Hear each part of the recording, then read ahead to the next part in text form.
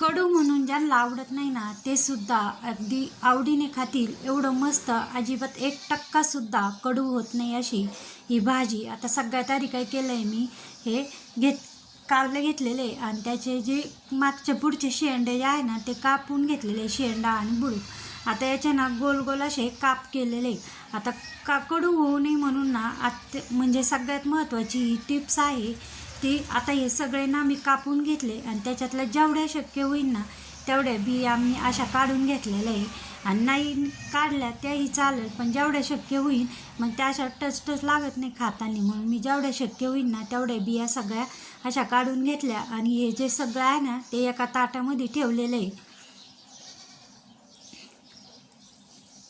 आता भाजी कशीही बनवा, ज्याची त्याची पद्धत वेगळी असते, पण ही एक टिप्स लक्षात ठेवली ना तर अजिबातही कडू होत नाही. आता याच्यातल्या ना सगळ्या बिया मी अशा काढून घेतलेल्या आहे. आता एक ताट घेतलेले आहे. आता हे कापलेले सगळ्या ज्या काप आहे ना ते एका ताटात ठेवते आणि त्याच्यामध्ये ना जास्त मीठ टाकायचं आहे.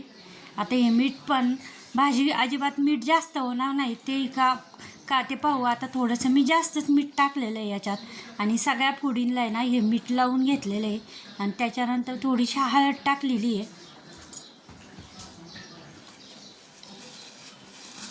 हळद मीठ टाकलेलं आहे याच्यात. आणि एक लिंबू, याच्यात एक लिंबू पिळलेला आहे. आता हे लिंबू पिळून ना थोड्या वेळ हे असंच ठेवलेलं आहे. लिंबू पण असं हाताने सगळ्या फोडींला मी लावून घेतलेलं आहे, हळद मीठ आणि लिंबू. आता हे 10-1 मिनटं जवळजवळ असंच ठेवायचं आहे. त्याच्यातला जो कडवटपणा आहे ना, आता हे बघा एवढं असं मिठामुळं जास्त पाणी सुटलं, पण त्याच्यात अजून 1 ग्लास पाणी टाकू आणि ते धुवून घेऊ आणि चांगलं असं चोळून घ्यायचं आहे, म्हणजे सगळा जो कडवटपणा आहे तो निघून जातो.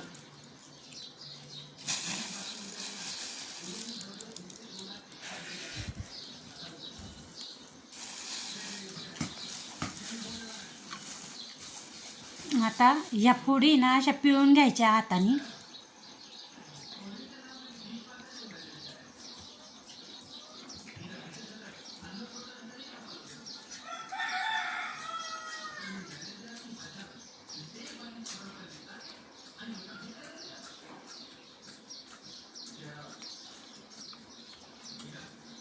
कढईत ना 2-3 चमचे तेल टाकलेले आहे आणि या ज्या फोडी आहे ना त्या तेलात तळून घेते.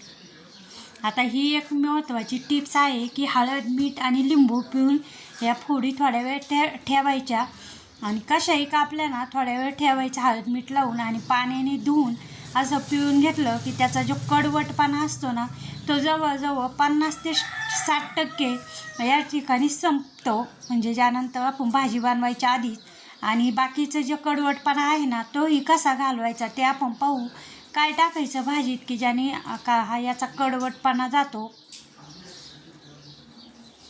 आता ह्या सगळ्या फोडीना जवळजवळ 80 ते 90% शिजल्या.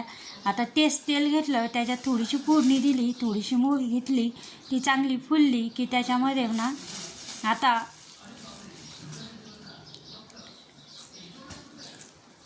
कांदा टाकायचा आहे. कांद्यामुळं बहुतांश असा कडवटपणा जो असतो ना तो कमी होतो आणि कांदा थोडासा जास्त टाकलेला आहे.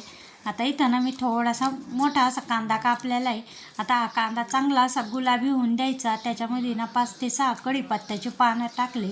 जेव्हा ही भाजी केली ना इतकी मस्त अशी चवीला झाली होती.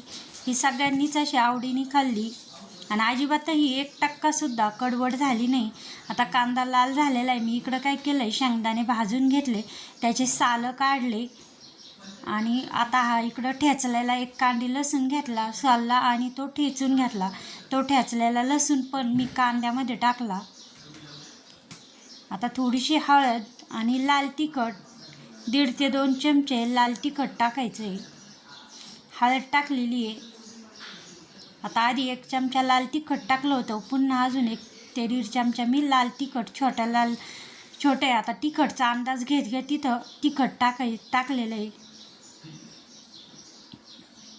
आता लाल तिखट आणि हळद जे आहे ना त्याचा कच्चापणा या कांद्यामध्ये चांगला असं 2-3 मिनटं शिजून घेतलं. आता याच्यात ना थोडंसं पाणी टाकलं म्हणजे जे सुके मसाले टाकते ना त्यात जळत नाही मी आता. आणि एकजीव असे हे मसालेही चांगले शिजले जातात, त्याचा कच्चापणा जातो.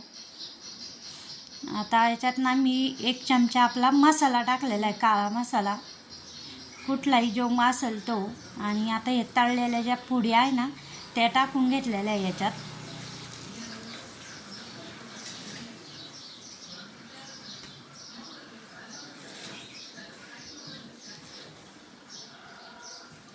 मसाल्यामध्ये ना 2 ते 3 मिनटं या पुडी पण चांगल्या शिजून घेतल्या.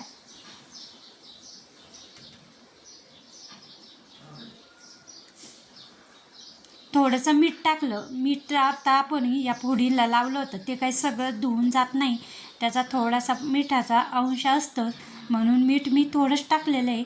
आणि याच्यात ना पुन्हा थोडंसं पाणी टाकलं. आता हे शिजून दिलेलं आहे. पाणी टाकल्यामुळं काय होतं, सगळं कांदा आणि ह्या ज्या फोडी तळलेल्या टाकल्या ना मसाले सगळं एकजीव होतं. आता शेंगदाणे भाजून सालं काढून थोडासा असा जाडसर कूट केला होता तो टाकला. त्याच्यानंतर थोडासा गुळाचा खडा टाकला. आणि आता ही भाजी ना पुन्हा एकदा कमी गॅसमध्ये ना चांगली शिजून दिली. हा बघा, इतकी मस्त अशी दिसत होती, अजिबातही कडू नाही झाली, एकदम चवीला छान. आणि आता त्याच्यानंतर ना कापून घेतलेली थोडीशी कोथिंबीर. एकदा बनवली नाही या पद्धतीने, कायम याच पद्धतीने बनवाल, एवढी चविष्ट अशी.